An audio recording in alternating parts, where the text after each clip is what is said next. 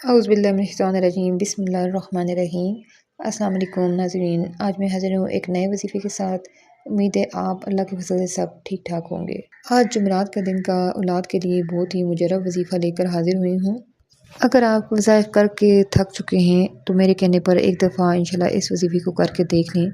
جو لوگ اولاد کی نعمت سے محروم ہیں، چاہے وہ مسئلہ کسی قسم کا ہے، شوہر کا ہے، بیوی کا ہے یا کوئی بیماری ہے، چاہے وہ کوئی اندرونی مسئلہ ہو شوہر کا یا بیوی کا، کوئی بھی روحانی مسئلہ ہے، کسی بھی قسم کا کوئی مسئلہ ہے جس کی وجہ سے اولاد نہیں ہو رہی، انشاءاللہ اس عمل کے کرنے سے اللہ پاک آپ کو بہت جلد اولاد سے نوازے گا۔ اللہ پاک آپ کو صحت تندرستی والی اور لمبی زندگی والی اولاد عطا فرمائے گا۔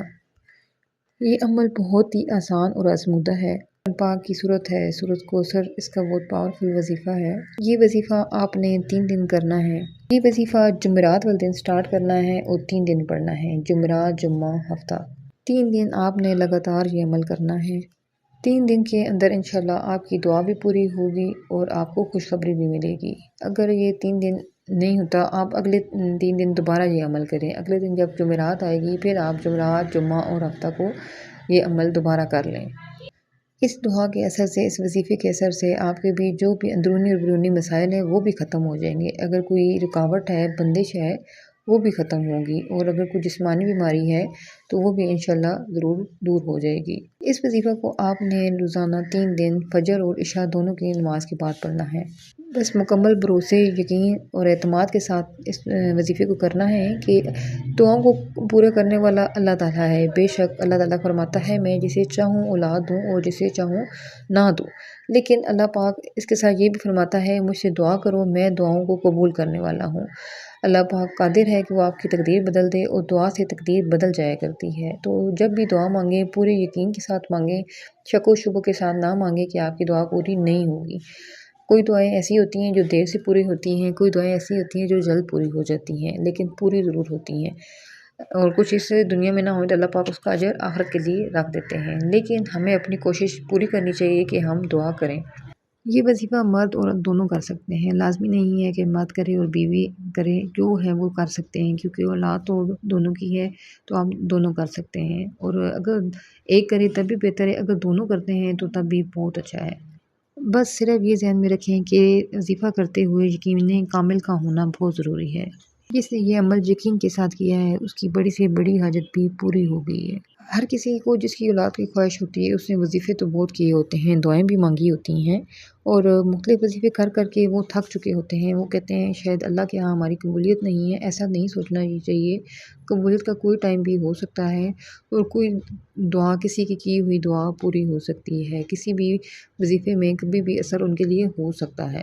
میرے چینل پہ میں نے پہلے بھی اولاد کے وظیفے ڈالے ہیں، اور کچھ دن پہلے بھی مجھے ایک ای میل موصول ہوئی ہے جس میں انہوں نے کہا ہے کہ ہم نے وہی وظیفہ کیا ہے تو اللہ پاک نے ہمیں ہماری دعا قبول فرمائی ہے۔ اب وہ وظیفہ اور تھا، یہ وظیفہ اور ہے، تو لازمی نہیں ہے کہ ایک ہی وظیفہ اولاد کے لیے آیا ہے۔ اللہ پاک نے ہر صورت میں، قرآن کی ہر آیت میں ہر انسان کی شفا رکھی ہے، تو اس لیے لازمی نہیں ہے کہ ایک کو اس کا اثر ہوا ہو اور دوسرے کو نہ ہو، یا دوسرے دونوں کو اسی وظیفے کا اثر ہو اور اسی سے ہی اولاد ملتی ہو، ایسا نہیں ہے۔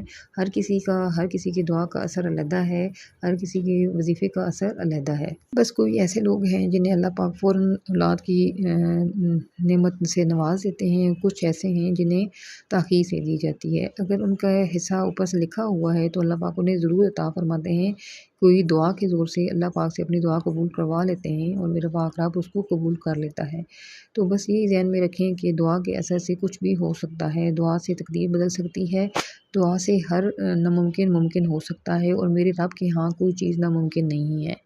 اولاد کے بغیر عورت کا وجود نامکمل ہے، اسی طریقے سے مرد بھی خود کو نامکمل تصور کرتا ہے۔ اولاد نہ ہونے کی وجہ سے بہت ٹینشن ہوتی ہیں، جو سسرال کے تانے ہیں وہ سننے کو ملتے ہیں، اور عورت اور میاں بیوی آپس میں ویسے ہی دور دور رہتے ہیں، کہ حالانکہ ان کا قصور نہیں ہے، لیکن ہمارے معاشرے میں یہ چیز بہت بری سمجھی جاتی ہے، اور مرد عورت دونوں کو تانے سننے کو ملتے ہیں، اور اس میں عمل میں زیادہ عورت سفر کرتی ہے۔ تو عورت ہی زیادہ تر توجہ دیتی ہے کہ وہ کوئی عمل کر لے، کوئی وظیفہ کر لے یا کوئی دوائی وغیرہ استعمال کرے۔ تو اس لیے پہلی کوشش یہ کرے کہ عورت خود کرے، اور اگر دونوں کریں تو اس کا عمل بہت زیادہ ہے۔ اچھا، یہ خصوصی نہیں ہے کہ اولاد کے لیے ہے، لیکن یہ آپ کسی اور جائز حاجت کے لیے بھی کر سکتے ہیں، اس کے لیے بھی اس کی اجازت ہے۔ کوئی رشتے کے لیے کر سکتے ہیں، جاب کے لیے کر سکتے ہیں، اولاد کے لیے کر سکتے ہیں، جس کے لیے چاہیں اس وظیفے کو آپ کر سکتے ہیں۔ آپ نے وظیفے کو صبح فجر کے ٹائم شروع کرنا ہے اور فجر کی نماز کے بعد درود شریف پڑھنا ہے۔ درود ابراہیمی پڑھ لیں 11 دفعہ، اس کے بعد 129 دفعہ سورۃ الکوثر کو پڑھنا ہے۔ پھر آپ نے 11 دفعہ درود ابراہیمی پڑھنا ہے اور دعا کرنی ہے۔ یہ آپ نے سورۃ الکوثر کا وظیفہ شام کو عصر کے بعد دوبارہ کرنا ہے۔ عصر کے بعد آپ نے پھر ایسے ہی 129 دفعہ سورۃ الکوثر پڑھنی ہے، یعنی آپ نے دن میں 2 دفعہ ایسے وظیفہ شروع کرنا ہے۔ اگر آپ عصر کی نماز کے بعد نہیں پڑھ سکتے ہیں تو آپ عشاء کی نماز کے بعد بھی یہ پڑھ سکتے ہیں۔ 129 دفعہ صبح، 129 دفعہ شام، یعنی یا عشاء پڑھ لیں یا عصر پڑھ لیں۔ آپ نے یہ 3 دن عمل کرنا ہے، جمعرات، جمعہ اور ہفتہ۔ اور اگر آپ نے یہ دوسرے ہفتے بھی ایسے کر لیں تو زیادہ پر اثر ہے، اس میں کوئی نہیں ہے۔ اس کے بعد آپ نے رو کے گڑگڑا سے اللہ پاک سے دعا کرنی ہے، اللہ پاک آپ کو نیک اور صالح اولاد عطا فرمائے۔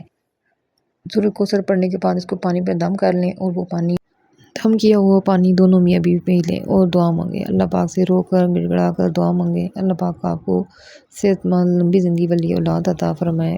مکمل یقین اور اعتماد کے ساتھ یہ وظیفہ